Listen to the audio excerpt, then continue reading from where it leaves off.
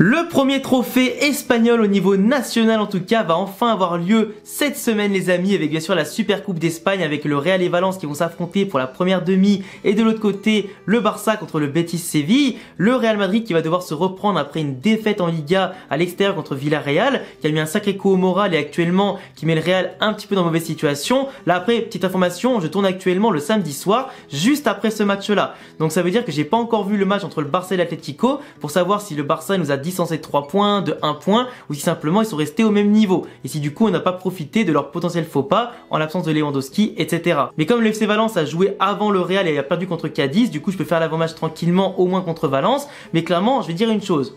La Super Coupe d'Espagne, c'est un trophée qui peut nous permettre, un petit peu comme on a l'habitude, de remporter un trophée dès le début de l'année, d'avoir de la confiance, d'enchaîner les matchs bien entendu avec une euphorie intéressante, de conserver une bonne dynamique, en tout cas de retrouver la dynamique qu'on avait avant la Coupe du Monde, car là pour l'instant, le Real depuis la Coupe du Monde, c'est une victoire contre Valladolid, c'est une victoire en Copa del Rey qui était difficile, et c'est aussi une défaite contre Villarreal. Et dans la production du jeu dans les 3 matchs, c'était catastrophique, autant offensivement que défensivement, et en face, tu auras le FC Valence, qui certes ne fait pas la meilleure saison de son histoire en Liga dans le ventre mou vu qu'ils sont 11e, mais globalement c'est un effectif qui savent très bien qu'ils ne vont pas gagner ni la Copa del Rey, ni la Champions League, l'Europa League, la Conference League ou la Liga. C'est leur seule occasion, la Supercopa, de remporter quelque chose en 2 matchs. Donc forcément ces mecs-là, pour leur palmarès, pour leur envie, pour simplement tout lâcher leur vie sur leur terrain et comme d'habitude contre le Real Madrid, bah forcément, faut pas les sous-estimer, faut pas les prendre de haut, c'est un effectif qui va tout laisser sur le terrain, donc faut en faire de même en fait. Et aussi pour satisfaire simplement l'honneur de l'institution, de l'élection du Real Madrid, qui est le meilleur club du monde et de l'Espagne,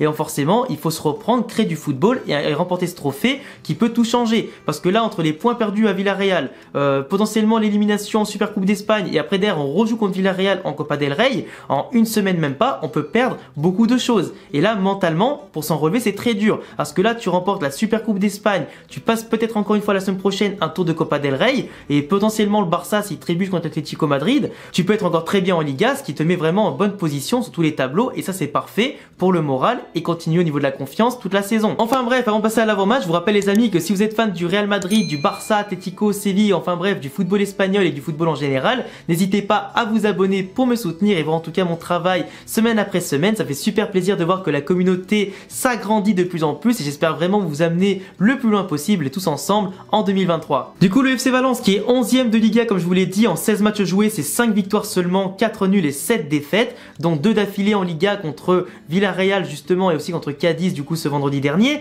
Donc forcément une série négative pour eux qui pourrait continuer avec nous si on prend le match avec sérieux et qu'on les fait déjouer totalement. Ils ont marqué 23 buts donc ce qui est quand même pas mal en 16 matchs et l'autre côté 18 buts encaissés, donc plus d'un but encaissé par match joué. Donc contrairement au Real Madrid qui du coup pareil en 16 matchs on a marqué 36 et on a encaissé 16, donc un but encaissé par match joué et plus de 2 buts marqués par match joué. Donc le Real Madrid qui a l'avantage statistique, qui a l'avantage entre guillemets en général de la confiance, de la forme, on a tous les deux perdu sur le même score contre le même adversaire, mais aujourd'hui le Real Madrid doit se ressaisir parce que dans la production du jeu offensivement défensivement c'est pas ça et Valence va en profiter en tout cas de la moindre minute, de la moindre occasion pour nous tuer. Un FC Valence, quand tu vois les résultats de la Liga qui a quand même fait des bons matchs contre le Betis Séville, contre le Celta de Vigo, qui a tenu la dragée haute au FC Barcelone, qui a certes perdu contre l'Atlético Madrid, contre Bilbao par exemple, mais qui savent en tout cas dans les grands matchs monter leur niveau, qui savent ne pas être ridicules, et comme Villarreal c'est un effectif qui sait très bien jouer au football et qui peut te mettre en danger et te faire suer du cul au moindre instant.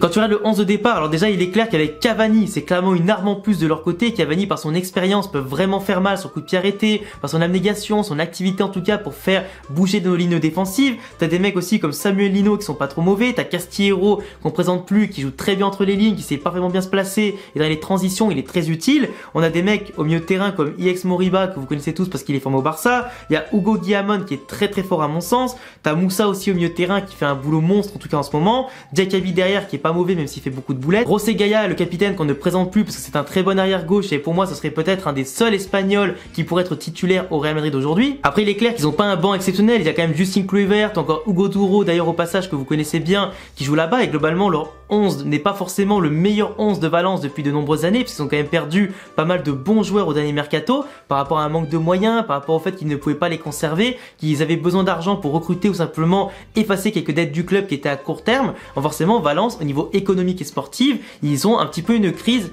pas forcément cool pour eux, en tout cas pour un club de ce standing-là, on a un peu pitié pour eux, quoi. Mais pas de pitié côté Real Madrid, car c'est les titres qui comptent et c'est le prestige qui compte. Du coup, aujourd'hui, le Real doit se remettre à l'endroit. Je pense qu'il n'y aura pas de surprise dans le 11 de départ du Real. Vasquez ou Carvajal, s'il est présent, s'il est revenu de blessure, va jouer. Militao, pareil, sera titulaire avec Alaba dans l'axe et du coup Mendy sera encore là à gauche. Après, milieu de terrain, Valverde, pourquoi pas, qui sera positionné en tant qu'ailier, encore une fois, avec Benzema et Vinicius devant et avec derrière Modric, Kroos et Tchouaméni au milieu.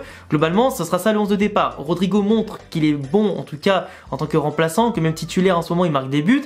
Donc, à voir si Ancelotti va mettre Rodrigo ou Valverde.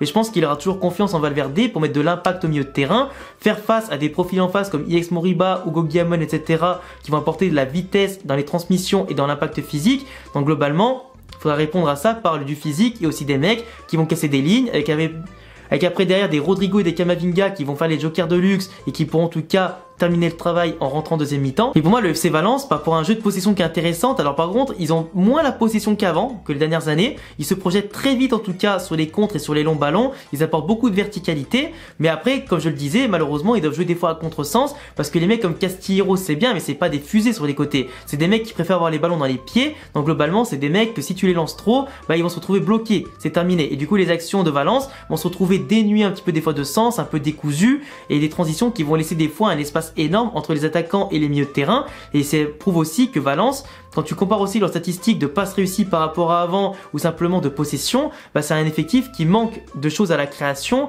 qui manque de choses au contrôle du ballon et qui souvent va plus courir derrière le ballon que le conserver, tu vois. Donc c'est un effectif qui va souffrir quand ils n'ont pas le ballon, qui vont pas forcément savoir comment bien se passer. C'est pas non plus une équipe aussi solide que Villarreal sur les transitions défensives. Donc du coup, pour moi, c'est un effectif qu'on peut prendre à défaut. Et si on vient à marquer le premier but, à ce moment-là, le match va s'ouvrir de manière exponentielle. Et je vous le dis, pour avoir vu les derniers matchs du FC Valence, pour moi, c'est pas le FC Valence que je connais. C'est pas le FC Valence qui est aussi efficace, qui est aussi clair, qui est aussi limpide, avec des mecs qui ont un sang-froid techniquement. C'est pas le FC Valence le plus inspiré à tous les levels, qui manque de vitesse. C'est un petit peu ça leur point faible, en tout cas au niveau offensif et défensivement aussi. Donc globalement, avec la vitesse de Vinicius, de Valverde, de Benzema et des autres, de Rodrigo, on doit leur faire mal. Je dis pas on peut leur faire mal, je dis on doit leur faire mal. Benzema, Vinicius qui en ce moment croquent beaucoup d'occasions, doivent se mettre en confiance, doivent marquer, doivent libérer l'équipe en tout cas du certain fardeau qu'on a en général année après année en début d'année en janvier. Il faut marquer des buts, il faut se mettre en confiance, gagner des matchs et surtout des titres pour se mettre en confiance. Dans 2 mois ou même 1 mois maintenant, tu as le 8e de finale de Ligue des Champions contre Liverpool. Eux traversent pas forcément aussi une bonne période de résultats, ils ont beaucoup de blessés, etc. Faut aussi envoyer un signal à Liverpool en gagnant tous les matchs, dont les gros matchs en fait. Donc un Real en 4-3-3 contre un Valence qui peut jouer en 4-2-3-1 ou en 4-3-3 suivant les situations. Mais globalement, je pense que là, le Real doit imposer surtout un rythme physique et technique et ne pas attendre la deuxième mi-temps ou la 70e minute pour entrer dans le match. Les coups de pied arrêtés, par contre, sont très dangereux côté Valence. Ils les tirent super bien et ils marquent beaucoup de buts sur coups de pied arrêtés, soit sur coup franc, sur corner. Du coup, attention à ça.